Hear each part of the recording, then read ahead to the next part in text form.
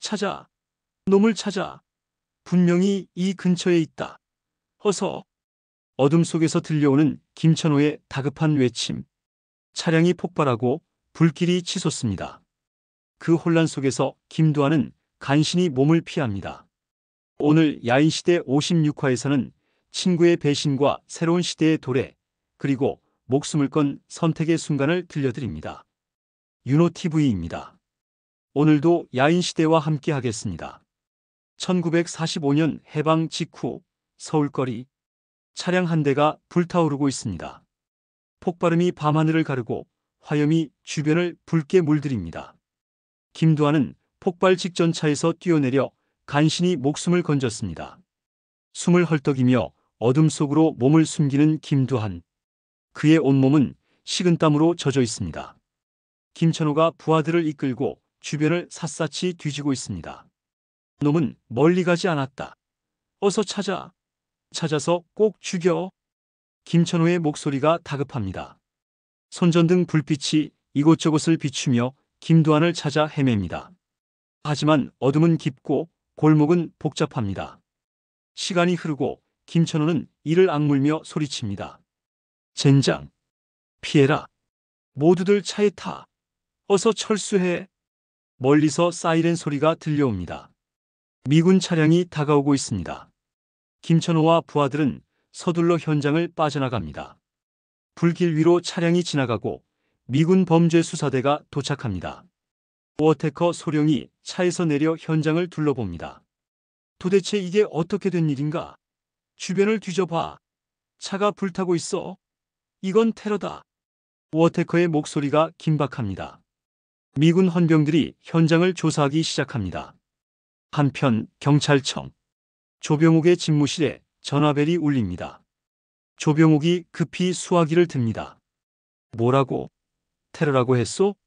전화기 너머로 유진산의 목소리가 들려옵니다. 그렇습니다. 지금 박용직 동지가 중상을 입었습니다. 조병욱의 얼굴이 굳어집니다. 테러? 테러라? 그래 상태는 어떠소? 유진산이 무거운 목소리로 대답합니다. 간신히 목숨은 구했지만 한동안 병원 신세를 져야 할 것 같습니다. 이번 일은 좌익 쪽의 소행이 분명합니다. 부장님께서 철저한 수사를 지시해 주십시오. 조병욱이 신중하게 묻습니다. 좌익 쪽에서 했다는 것이 확실하오? 그럴 만한 증거가 있냐는 것이지. 유진산이 잠시 망설이다 대답합니다. 아, 예, 그게 박용직 동지가 깨어나 봐야 알겠지만은 정황으로 보았을 땐 분명합니다. 조병욱이 한숨을 내쉽니다. 확증은 없다는 거구만. 하긴 이런 사건에 증거를 남길 놈들이 아니지. 수사가 쉽지는 않겠어. 어쨌거나 수사반을 보내리다. 유진산이 대답합니다. 예. 조병욱이 다시 묻습니다. 혹시 이번 일로 청년단 결성에 차질이 생기진 않겠지? 유진산이 굳은 목소리로 대답합니다. 허허. 걱정 마십시오. 이 정도로 흔들릴 저희들이 아닙니다. 조병욱이 고개를 끄덕입니다. 진산만 믿겠소. 유진산이 말을 이어갑니다.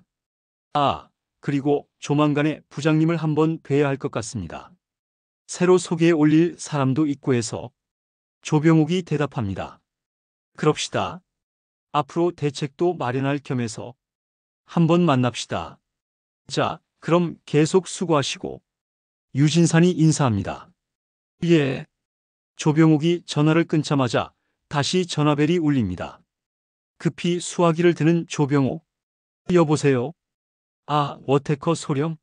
왓슨 더 메럴? 워테커의 다급한 목소리가 들려옵니다. 테러입니다. 조병욱이 놀라 되묻습니다. 테러? 워테커가 긴박하게 말합니다. 사람들이 죽고 총기가 난사됐어요. 차가 불에 탔단 말입니다. 아무래도 예사로운 사건이 아닌 것 같습니다. 철저히 조사해 주시오. 지금 즉시 경찰을 보내주시오. 조병욱이 단호하게 대답합니다. 오케이. 전화를 끄는 조병욱은 다시 바로 전화를 겁니다. 수도청장실 연결해. 아, 창랑이시오? 나 유석이요. 다름 아니라 급히 수사해야 될 사건이 생겨서 전화했어요. 테러요? 총기가 등장하고 사람이 죽었어요. 조병욱의 목소리가 점점 높아집니다. 또 있어요. 박용직 동지가 총을 맞았소. 아, 물론 좌익이지. 예, 예. 이런 죽일 놈들. 같은 시각, 우미관. 전화벨이 울립니다. 김영태가 수화기를 듭니다. 여보세요. 유진산의 다급한 목소리가 들려옵니다. 이보시오. 거기 우미관이요? 김영태가 대답합니다. 예, 그렇습니다만. 유진산이 급하게 말합니다. 김두한 동지 좀 부탁하오. 빨리 좀 바꿔주시오. 김영태가 신중하게 묻습니다. 실례지만 누구십니까? 유진산이 대답합니다. 난 유진산이라고 하오. 어서 좀 바꿔주시오. 김영태가 난처한 목소리로 말합니다. 지금 저희 큰형님께서는 아직 안 돌아오셨습니다. 유진산이 당황합니다. 그래요? 이거 큰일 났구만. 좀 알아볼 수 없겠소? 아주 급합니다. 그때 문이 열리며 김두한이 들어옵니다. 김영태가 반갑게 말합니다. 지금 방금 들어오십니다. 잠깐만 기다리십시오. 유진산 선생일세. 김두한이 급히 전화를 받습니다. 예, 선생님. 저 두한입니다. 지금 방금 들어왔습니다. 유진산의 목소리에 김두한의 얼굴이 굳어집니다. 순간 깜짝 놀란 표정을 짓는 김두한. 예. 거기에도 그런 일이 있었습니까? 박용직 동지가 말입니까? 알겠습니다. 곧 그리고 가겠습니다. 전화를 끊은 김두한을 김영태가 걱정스럽게 바라봅니다. 두한이? 이 어떻게 된 건가? 김두한이 침착하게 대답합니다. 그런 일이 좀 있었습니다. 김영태가 다시 묻습니다. 도대체 뭐가 어떻게 돌아가고 있는 건가? 김두한이 무거운 목소리로 말합니다. 저자들의 공격이 시작됐습니다. 좌익 말입니다. 김영태가 놀라 되묻습니다. 좌익? 김두한이 고개를 끄덕이며 말합니다. 가볼 곳이 있습니다. 차를 좀 준비해 주십시오. 아이들도 좀 불러주시고요. 김영태가 대답합니다. 알았네. 아니, 차는 자네가 타고 가지 않았나? 김두한이 짧게 대답합니다. 불타버렸습니다. 김영태가 깜짝 놀랍니다. 불이 타. 김두한이 서둘러 말합니다. 부탁하겠습니다. 잠시 옷 좀 갈아입겠습니다. 김영태가 고개를 끄덕입니다. 알겠네, 그렇게 하게. 김영태가 큰 소리로 아이들을 깨웁니다. 비상이다. 다들 일어나. 비상이야. 차도 수배해라, 어서. 잠에서 깬 홍만길이 놀라 묻습니다. 아니 뭐야? 개코가 졸린 목소리로 말합니다. 뭔 일이요? 김목이 급히 일어나며 소리칩니다. 뭐요? 뭔 일이요? 뭔 일이요? 대체 뭔 일이요, 시방? 문영철이 긴장한 목소리로 말합니다. 뭔가 일이 터진 것 같다. 비상이라고 했어. 개코가 놀라 되묻습니다. 비상? 신영균이 묻습니다. 어디로 가면 되는 거야? 문영철이 대답합니다. 일단 우미관으로 간다. 어서들 가.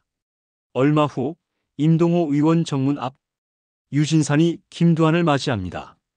어서 오게. 김동지. 김두한이 다가오다 누군가를 발견합니다. 아니, 도대체 어떻게 된 겁니까? 정재 아닌가? 이정재가 무거운 표정으로 대답합니다. 총을 맞았네. 좌익에서 쐈다는 구만. 유진산이 덧붙입니다. 다행히 목숨엔 지장이 없다네. 임동호가 말합니다. 그래도 한동안 안정을 필요합니다. 자, 그럼. 병상에 누운 박용직. 고통스러운 표정으로 김두한을 바라봅니다. 난 총을 맞으면서 순간 자네 생각을 했네. 불사, 지금쯤 김동지도 변을 당하고 있겠구나 하고 말일세. 별일 없었나? 김두한이 무거운 목소리로 대답합니다. 예, 별일 없었습니다. 박용직이 안도하며 말합니다. 다행일세. 다행이야. 졸립군. 좀 자야겠어. 김두한이 조용히 말합니다. 주무십시오. 이정재가 일어서며 김두한에게 말합니다. 나는 그만 가보겠네. 두한이 조심하게. 우리 경찰들은 늘 조마조마하다네. 자넨 좌익의 표적일세. 이정재가 말을 이어갑니다. 이곳으로 오다 미군 범죄수사대에서 연락을 받았네. 집차가 폭발하고 총격 사건이 있었다고 하던데 아무래도 그게 자네 일 같더구만. 그게 사실인가? 김두한이 고개를 끄덕입니다. 맞아. 그랬었어. 이정재가 경고합니다. 조심하게. 지금은 치안 부재 상태야. 죽어가는 사람만 불쌍한 거네. 가네. 유진산이 일어서며 말합니다.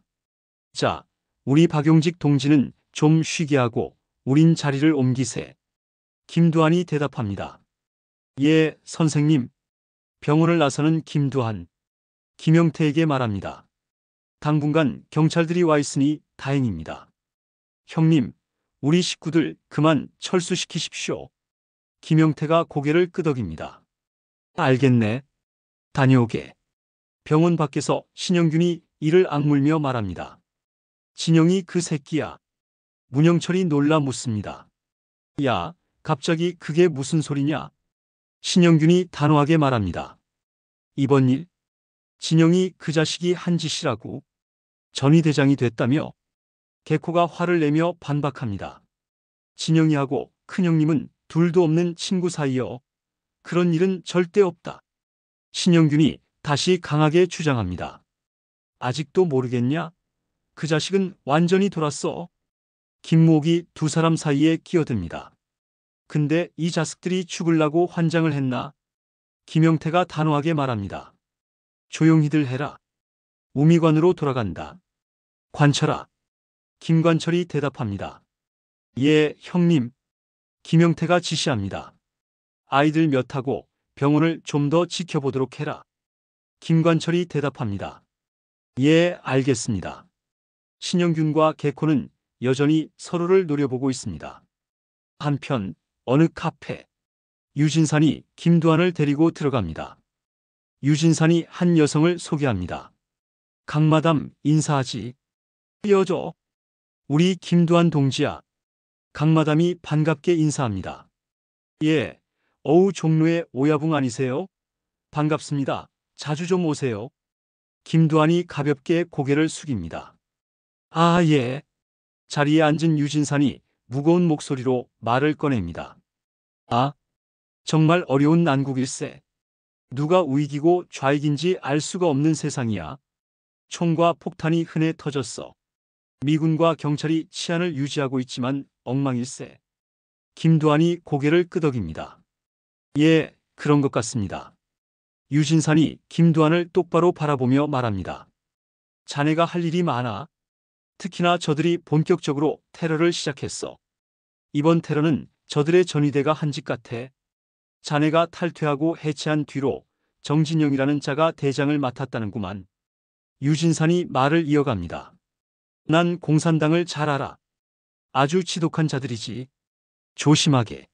자네와 박동지를 동시에 노렸다는 건 꽤 깊은 의미가 있어. 이제는 우리 청년단과 쉼없이 싸움을 해야 될 거야. 김두한이 무거운 목소리로 대답합니다. 네, 알겠습니다. 유진산이 갑자기 묻습니다.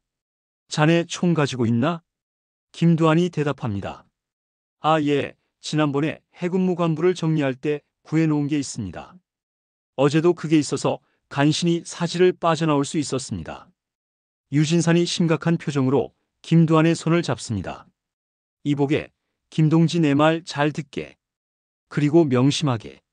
자네가 싸우던 일제시대는 그야말로 낭만의 주먹시대였어. 지금은 달라. 주먹이 아니라 무기일세. 알겠나? 김두한이 진지하게 대답합니다. 알겠습니다, 선생님. 유진산의 말이 김두한의 가슴에 깊이 새겨집니다. 이제 시대가 완전히 변한 것입니다. 주먹으로만 싸우던 시절은 끝이 났습니다. 같은 시각, 어느 공산당 비밀 아지트, 박헌영이 만족스러운 표정으로 말합니다. 잘하였소. 아주 잘하였소. 공산당원들이 일제히 박수를 칩니다. 김천호가 고개를 숙이며 말합니다. 죄송합니다. 열심히 했지만 둘 다 목숨을 뺏지는 못했습니다. 신불출이 김천호를 위로합니다. 아니요, 동무. 꼭 죽여야만 되는 것은 아니요. 충분하게 했소. 우리도 다 알아보았소. 김두한이가 아마 혼이 났을 거요. 박용직이도 그렇고 말이요. 그만하면 충분했소. 아주 잘했소. 박헌영이 정진영을 바라보며 말합니다. 정진영 동무. 정진영이 긴장하며 대답합니다. 예, 동무. 박헌영이 차갑게 말합니다. 친구 하나는 이제 영원히 떠났다고 생각하시오. 이 세상에 없다고 말이오. 정진영이 조용히 박헌영과 김천호 쪽을 바라봅니다. 표정이 굳어 있습니다. 박헌영이 계속 말합니다. 몇 번씩 거듭해서 얘기하지만 우리 당원에겐 개인적인 인정은 없소. 지금쯤 김두한이는 동무를 원수로 생각하고 있을 거요. 자신을 습격하고 박용직이를 죽이려 한 것이 누구라고 생각하겠소? 박헌영이 다른 사람을 부릅니다. 김혜숙 동무. 김혜숙이 대답합니다. 예, 동무. 박헌영이 지시합니다. 정진영 동무를 잘 감시하시오. 흔들리지 않도록 말이오. 김혜숙이 고개를 끄덕입니다. 알겠습니다, 동무. 정진영의 주먹이 불끈 쥐어집니다. 하지만 아무 말도 하지 못합니다. 그의 눈빛에는 복잡한 감정이 교차합니다. 신불출이 정진영에게 다가가 어깨를 두드립니다. 자, 이리 가시오. 우리 국군 준비대를 한번 보시오. 김영태가 조심스럽게 말을 꺼냅니다. 이 잠시 할 이야기가 있네. 중요한 일이야. 조용한 방으로 자리를 옮긴 두 사람. 김영태가 설명합니다. 일본에서 손님이 왔네. 사고야 말하는 사람이지. 20억 원짜리 사업을 하자더군. 김두한이 놀라 되묻습니다. 20억이요? 김영태가 설명합니다. 서울 어딘가 아편이 4,800km나 숨어 있다는 거야. 일제가 패망하고 돌아가면서 미처 챙기지 못하고 창고에 넣어놨다더군. 김두한이 의아해하며 묻습니다. 그렇다면 그건 나라 물건 아닙니까? 김영태가 설명합니다. 아편일세. 마약이야. 나라에서 그걸 뭐에 쓰겠는가? 저들은 우리가 물건을 빼내서 넘겨주면 10억을 준다고 했어. 김두한이 묻습니다. 물건은 어디에 있습니까? 김영태가 대답합니다. 자네가 승낙을 해야 말을 하겠다는 거야. 어떡하겠는가? 10억일세. 그리고 그리 어려운 일도 아니야. 김두한이 신중하게 말합니다. 글쎄요. 하지만 나라의 창고를 터는 일입니다. 김영태가 다급하게 말합니다. 우리가 안 하면은 공산당이 먼저 움직일 걸세. 김두한이 놀라 되묻습니다. 그건 또 무슨 말입니까?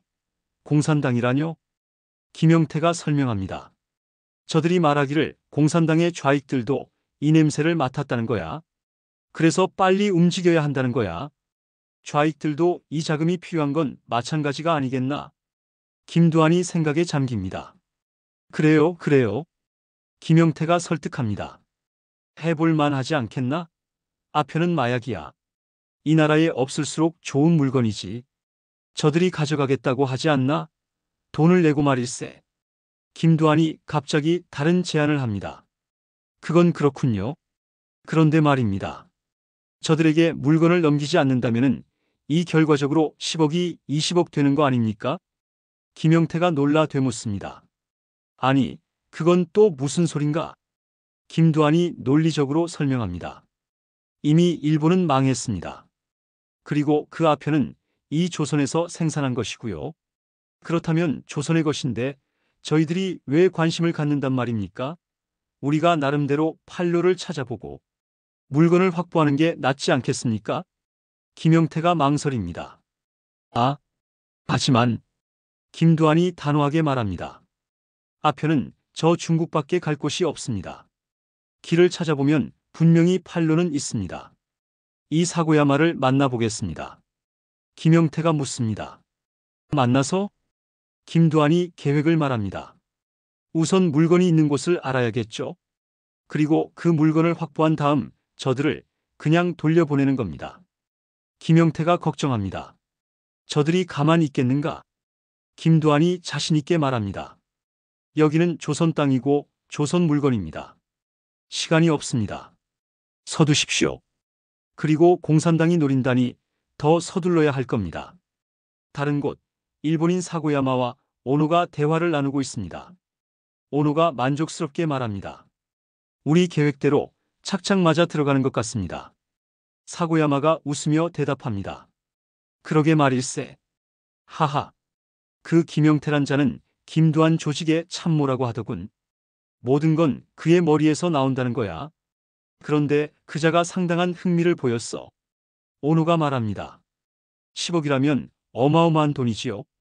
사고야마가 흥분하며 말합니다. 특히나 지금처럼 어지러운 정국에선 돈이란 더욱 중요한 것이지. 공산당을 판 것은 아주 잘한 일이야. 오노가 동의합니다. 그러게 말입니다. 김두한이는 잠시 좌익에 있었지만 지금은 우익으로 갔다고 합니다. 공산당과는 적이지요. 분명 서둘 것입니다. 사고야마가 기대에 찹니다. 그렇겠지? 아무튼 이번 사업은 예감이 좋다. 저들에게서 물건을 받아 배에 싣기만 하면 끝나는 것이니까. 이 한 건으로 평생 편안히 살 수 있을게요. 오노가 대답합니다. 예, 오야붕. 사고야마가 계산을 합니다. 20억이라. 모르긴 몰라도 중국에 가면 100억은 받는다. 좋은 장사지. 하하. 한편 김두한은 판로를 찾기 위해 백관옥을 찾아갑니다. 백관옥이 놀라며 말합니다. 그런 일이 있었습니까? 아니, 그렇게 많은 아편이 숨겨져 있다고요? 김두한이 고개를 끄덕입니다. 그렇소. 염단장님은 그 판로를 잘 아실 것 같아서 왔습니다. 백관옥이 감탄합니다. 대단하군요. 4,800kg라면 트럭으로 한 대분입니다. 아편이 말입니다. 김두한이 확인합니다. 그렇습니다. 백관옥이 난처한 표정을 짓습니다. 근데 이걸 어쩌죠? 이 단장님께서는 지금 평양에 가셨습니다. 그 돌아오시려면 시일이 좀 걸릴 것 같은데. 김두한이 다급하게 말합니다. 그때까지 기다릴 수가 없소. 시간이 촉박해요. 백관옥이 제안합니다. 그렇다면 그 유진산 어른과 의논해 보시면 어떻겠습니까? 김두한이 고개를 끄덕입니다. 그래야겠군요. 우미관으로 돌아온 김두한. 아이들이 흥분해 있습니다. 김모옥이 놀라며 묻습니다. 시방 뭐라고 했어라? 아편이라고라? 10억이요? 우리 몫이 10억이라고 했소? 시방? 문영철이 다시 확인합니다. 그게 사실입니까, 영태 형님? 김영태가 고개를 끄덕입니다. 그래. 오야붕이 이 사업을 허락했다. 신영균이 흥분합니다. 이거 죽인다, 죽여. 10억이라. 전국의 청년단이 한 10년은 먹고 살겠어. 홍만길이 진지하게 말합니다. 그것보다도 좌익놈들의 이 일을 뺏겨서는 안 되죠. 당연히 우리가 해야 합니다. 김영태가 정리합니다. 아무튼 무슨 지시가 있을 것이다. 준비들 해. 아이들의 눈빛이 반짝입니다. 10억이라는 거금에 모두가 흥분을 감추지 못합니다. 개코가 계산기를 두드리며 중얼거립니다. 10억이면 우리 식구들한테 나눠주고 청년단 운영하고. 야, 이거 진짜 대박이네. 휘발유가 조심스럽게 말합니다. 근데 형님, 이거 정말 괜찮은 건가요? 나라 창고를 터는 건데. 김영태가 단호하게 말합니다. 오야붕이 결정하신 일이야. 우리는 준비만 하면 돼. 오늘 야인시대 56화 어떠셨나요? 차량 폭발 사건으로 시작된 긴박한 하루. 김두한과 박용직을 동시에 노린 공산당의 테러는 새로운 시대가 도래했음을 알리는 신호탄이었습니다. 유진산 선생의 경고처럼 이제는 주먹이 아니라 무기의 시대입니다. 정진영은 친구를 배신했다는 죄책감과 당의 명령 사이에서 흔들립니다. 박헌영은 그에게 개인적인 감정을 버리라 요구하지만 과연 정진영은 김두한을 완전히 적으로 돌릴 수 있을까요? 그리고 10억 원짜리 아편 밀거래. 김두한은 일본인들의 제안을 역이용하여 청년단의 자금을 마련하려 합니다. 다음 화에서는 조병옥 부장의 결단, 김두한의 전매국 습격이 펼쳐집니다. 운명의 밤, 과연 어떤 일이 벌어질까요? 오늘 영상이 좋으셨다면 좋아요와 구독 부탁드립니다. 댓글로 오늘 이야기에 대한 생각을 들려주세요. 지금까지 윤호TV였습니다. 다음 화에서 또 뵙겠습니다.